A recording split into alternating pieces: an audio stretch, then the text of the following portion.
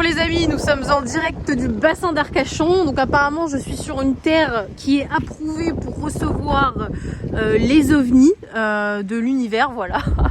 Donc c'est avec stupéfaction que je suis tombée sur ça et cette pierre, voilà, ce truc là très sérieux qui te dit que le site est réservé par décision de monsieur le maire Christian Raymond, approuvé par le conseil municipal pour accueillir sur notre planète les voyageurs de l'univers. Bref, cela étant dit, regardez-moi ce paysage magnifique.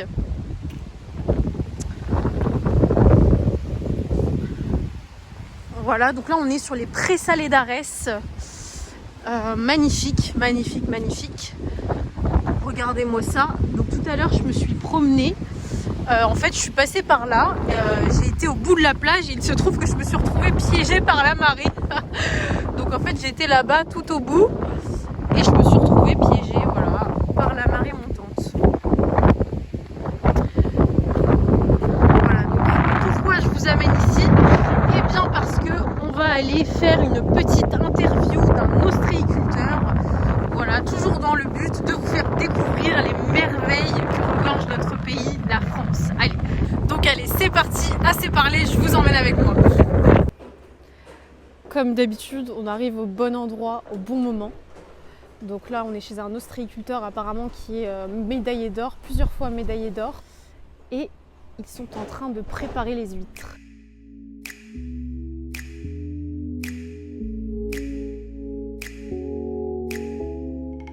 Bonjour Monsieur Devignac, merci de me recevoir aujourd'hui. Comment allez-vous? Très bien. Alors, expliquez-nous un petit peu, qu'est-ce qu'ils font là-bas? Alors là-bas, ils sont en train de préparer les huîtres qui arrivent du parc, là, qu'ils ont été chercher ce matin. Et ils enlèvent les coquilles et après ils calibrent par taille pour les fêtes de Noël. La dame là est en train de calibrer. Donc là, c'est déjà les huîtres pour les fêtes de Noël? Ils commencent à préparer, oui. Mais elles seront encore bonnes à Noël? Ah oui, mais là ils remettent à l'eau demain. Ah, elles vont être remises à l'eau? Ah oui, oui, ils remettent à l'eau demain. Ils ont été les chercher ce matin. Ils calibrent tout là aujourd'hui et peut-être demain, je ne sais pas ce qu'ils ont ramené. Et ils remettront après-demain et ils iront les chercher 8 jours avant Noël ou 10 jours. Et là, ils enlèvent les coquilles, ils enlèvent les collets qui sont collés par deux. Et ma femme les calibre pour les mettre par catégorie. D'accord, donc comme on peut le voir ici, on a les huîtres. Voilà, là c'est les catégories. Alors ça c'est pas chez nous, ça on les achète pour les revendre. D'accord, mais celle-là c'est chez vous par contre. Ça c'est nous ça. Ok, donc ça c'est quel calibre par exemple? Ça c'est du numéro 3. Et celle-là plus grosse? Ça du numéro 1. Ok. Donc ça vient des prés salés, j'imagine qu'ils sont juste à côté, qui sont vers là. Oui, voilà, oui, le port est là-bas. D'accord. Alors, Et les viviers sont là-bas pour les mettre à les stocker avant de les vendre au magasin.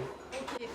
Alors est-ce que vous pouvez nous parler un petit peu de votre métier? Pourquoi, j'imagine que c'est quelque chose qui se transmet de génération en génération. Ben, nous, oui, c'est là, mon fils, c'est la 4e génération. Waouh. Ok. Et donc, Et mon père, mon grand-père, mon père et mon frère et moi. Et d'accord. après, tous mes oncles étaient dans l'ostréiculture, mon autre frère était dans l'ostréiculture. Et j'imagine que ça a beaucoup changé l'ostréiculture quand vous avez commencé, et maintenant votre fils. Ah oui, ça évolue tout le temps, et puis le travail n'est pas pareil que nous, quoi. Ok. Parce que j'ai entendu qu'il y a même certains endroits où c'est des robots qui retournent les huîtres. Ah oui, mais ça c'est dans les grosses entreprises peut-être, je ne sais pas. Bah, parlez-nous un petit peu de votre métier, comment ça se passe. J'imagine qu'il y a des saisons aussi. Oui, mais disons que ce métier, il faut y être toute l'année. De toute façon, c'est comme les agriculteurs terriens. Nous, on est les agriculteurs du bassin. Il faut y être toute l'année. Et puis après, il y a différentes étapes pour la culture de l'huître. D'accord. On fait des naissains on met les collecteurs au mois de juillet, août. Après, ils captent les petites huîtres qui ont pondu, qui ont été pondues par les mères, quoi, les grosses huîtres. Après, il y a le détroplage, le calibrage.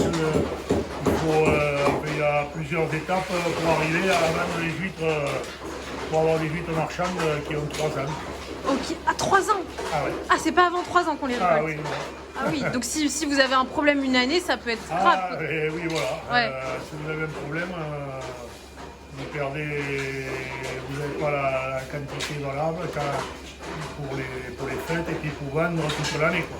Ok. Vous voyez une différence au niveau des récoltes entre avant et maintenant? Enfin, il y a moins d'huîtres ou... Ah, maintenant, enfin, à l'époque, c'était du temps des anciens, c'était les huîtres, je pense que les huîtres venaient plus rapidement que maintenant. Maintenant, c'est plus difficile. Ok. Et selon vous, quelle est la qualité principale à avoir quand on est ostréiculteur? Il ne faut pas être feignant. Il ne faut pas être feignant. Ok. Et est-ce que vous pouvez nous parler un petit peu des vertus des huîtres? Pourquoi c'est bien de manger des huîtres? Moi, je sais pas, ils vous disent que sur Arès, il y a eu plusieurs centenaires, c'est parce qu'il a mangé des huîtres tous les jours. Après les vertus, je ne sais pas. Vous lisez les livres que vous achetez à la presse et ils vous racontent que c'est bon pour ci, pour là. Oui, mais il y a tout ce qu'il faut, solide. Alors, est-ce que vous pouvez nous parler des médailles comme ça que vous avez eues? Mais médailles, un jour, on a décidé il y avait un copain qui avait eu une médaille d'or. Et en 2004, c'était, et donc il avait eu en 2003, je pense, ou 2002. Puis un jour, j'ai dit, je ne savais pas quoi, enfin, j'avais un peu de temps pour m'en occuper un peu mieux que les autres. J'ai dit, je vais faire, pourquoi pas, faire le concours agricole à Paris. Et puis on l'a fait pendant donc 2004, 2006, 2007, 2008, 2009, 2010, 2005, ils m'avaient déclassé parce qu'ils avaient trouvé que les huîtres étaient trop belles, sûrement. Ouais, alors normalement, j'aurais dû avoir, elles étaient magnifiques, mais bon, ils doutaient que les huîtres arrivaient du bassin d'Arcachon. Waouh! Alors que nous, on ne fait que les huîtres du bassin d'Arcachon, on ne fait pas d'huîtres de Bretagne ou comme ça. Et en 2010, quand on a vu qu'on a eu la médaille de bronze, on a arrêté parce qu'on a dit c'est la 3e place sur le podium, après on va descendre, on n'aura plus rien. Voilà. Ok, super. Voilà, mais c'est sympa et puis ça apporte quand même de la notoriété un petit peu, quoi. Voilà. Mais bon, on est connu depuis le temps qu'on est connu. Voilà, ça faisait plaisir à tout le monde. Et puis là, on a arrêté. Et puis bon, mon fils n'a pas repris. Ok. Voilà. Bon, bah en tout cas, à consommer avec un bon vin blanc. Exactement. Et c'est ce que je vais faire ce soir. Un bon vin blanc de chez... Voilà, on en vend du très bon d'ailleurs. Nous, c'est du château La Perrère, qui va très bien avec un entre-deux-mer qui n'est pas très sec et qui est impeccable avec. Et voilà les amis, donc là on est à Lège-Cap-Ferret, donc vous voyez là les maisons incroyables. Là, franchement, si t'es millionnaire, t'achètes une petite maison ici, t'es peinard. Bon, tout ça pour dire que l'ostréiculture est très très développée dans le bassin d'Arcachon. Là vous avez justement les pics en fait qui servent, je crois, pour récolter les huîtres. Regardez-moi ces paysages exceptionnels. Donc là c'est vraiment très très typique de l'ouest de la France. Avec les pins, tout ça, oh là là, c'est juste magnifique.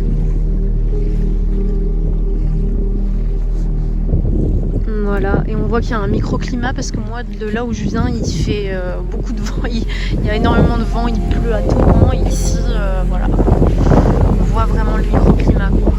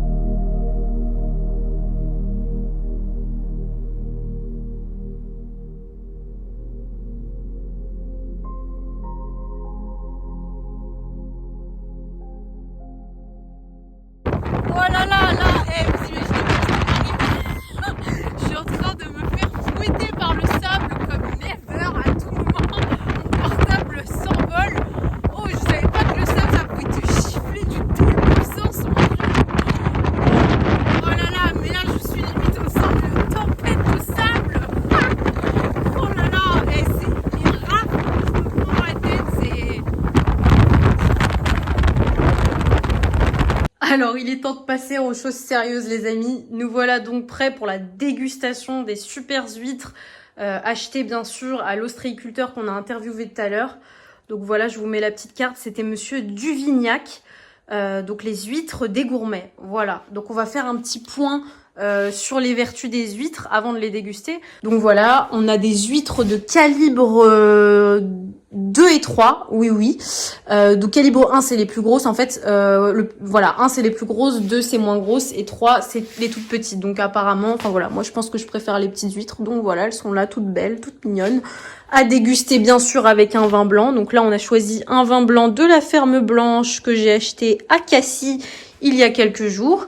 Et puis on va se faire un petit point quand même sur les bénéfices des huîtres. Allez, avant de vous faire le petit point, on va quand même se mettre à l'aise et se servir un petit verre. Bah oui, avant de passer aux choses sérieuses. Comme vous le savez sûrement, les huîtres sont riches en vitamines et en oligo-éléments. Donc bien sûr, le plus connu, elles sont riches en iode.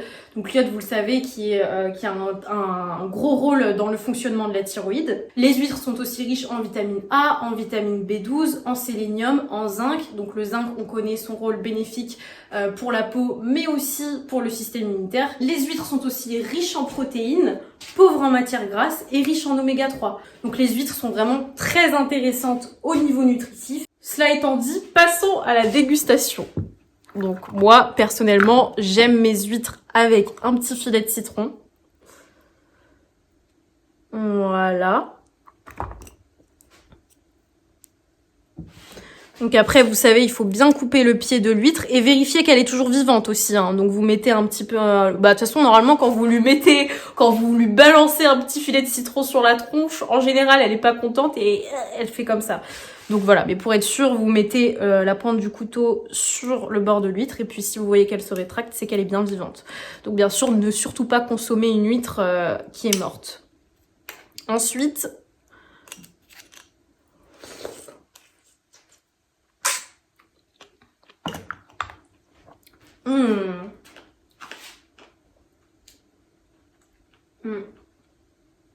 J'ai avalé un peu de la coquille, mais bon.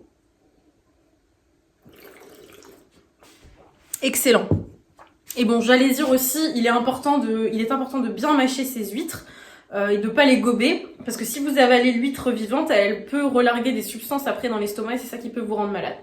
Voilà, donc sur ces belles paroles, moi je vais vous laisser, je vais poursuivre la dégustation et je vous dis à bientôt pour la suite des aventures.